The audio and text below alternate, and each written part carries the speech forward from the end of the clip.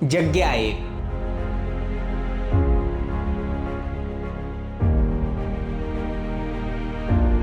પ્રશ્નો પણ એકના એક, સામાન્ય નાગરિકોના વેશમાં ઊભા રખાયેલા કોંગ્રેસીઓ પણ એકના એક.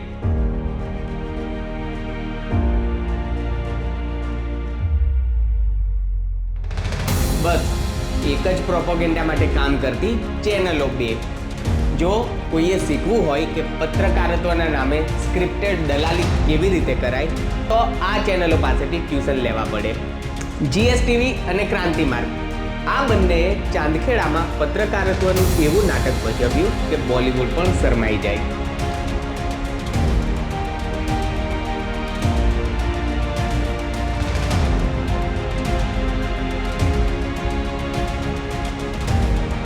આજે આપણે એક્સપોઝ કરીશું એ સ્ક્રિપ્ટેડ જર્નાલિઝમને જે તમારી આંખોમાં ધૂળ નાખીને પોતાનો ગંદો એજન્ડા સેટ કરવા માંગે છે.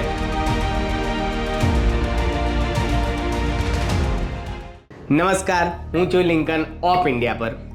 સૌથી પહેલા આ દ્રશ્ય જુઓ. એક બાજુ કુખ્યાત ગુજરાત સમાચારની ચેનલ જીએસટીવી છે અને બીજી બાજુ પોતાની જાતને ક્રાંતિકારી કહેતી યુટ્યુબ ચેનલ ક્રાંતિમાર્ગ છે. ઇલેક્શન સંદર્ભે બંને ચેનલો ચાંદખેડામાં જનતાનો મૂડ જાણવા નીકળી હતી. પણ નવાઈની વાત એ છે કે પાછળ જે દવાની દુકાન દેખાય છે એ બંનેના વિડીયોમાં એક જ છે, એટલે કે શૂટિંગ એક જ લોકેશન પર થયું છે. પણ અસલી ગોટાળો તો માણસોમાં છે.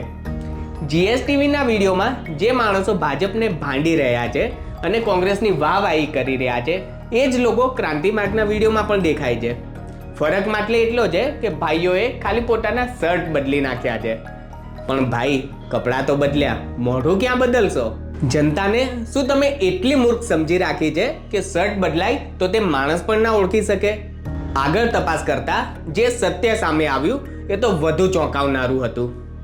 જે સ્થળે આ જનતાનો મૂડ લેવામાં આવી રહ્યો હતો એ કોઈ રેન્ડમ સ્થળ નહોતું, પણ ચાંદખેડાનું કોંગ્રેસ કાર્યાલય હતું. પોતાની જ ઓફિસની બહાર પોતાના જ કાર્યકરોને સામાન્ય નાગરિક બનાવીને ઊભા રાખ્યા અને મીડિયાએ કેમેરા ગોઠવીને એવું સાબિત કરવાનો પ્રયત્ન કર્યો કે આખા ગુજરાતનો મૂડ કોંગ્રેસ તરફ છે. આને પત્રકારત્વ કહેવાય કે પછી પક્ષની પ્રચાર પાંખ? આ કોઈ પહેલીવાર નથી બન્યું. અગાઉ આપણે જોયું છે કે કેવી રીતે આમ આદમી પાર્ટી માટે નિર્ભય ન્યૂઝ નામની યુટ્યુબ ચેનલે આ કાર્યકર્તાઓના સ્ક્રિપ્ટેડ ઇન્ટરવ્યૂ કરીને જનતાને છેતરવાનો પ્રયાસ કર્યો હતો. હવે લાગે છે કે કોંગ્રેસની બહારે આ જીએસટીવી અને ક્રાંતિમાર્ગની જોડી નીકળી પડી છે. આ લોકો પત્રકાર નથી, આ તો પક્ષના પ્યાદા છે જેમને મીડિયાના મુખોટા પહેરાવવામાં આવ્યા છે. આ સમગ્ર ખેલને ખુલ્લો પાડવા બદલ આપણે સૌએ પત્રકાર વિજય ગજેરાનો આભાર માનવો જોઈએ. સોશિયલ મીડિયાના આ યુગમાં હવે આવી સ્ક્રિપ્ટેડ દુકાનો લાંબો સમય ચાલવાની નથી. જનતા બધું જુએ છે અને બધું સમજે પણ છે.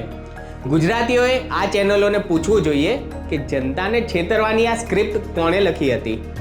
આ સ્ક્રિપ્ટેડ પત્રકારત્વ વિશે આપ શું કહેશો? જય હિન્દ.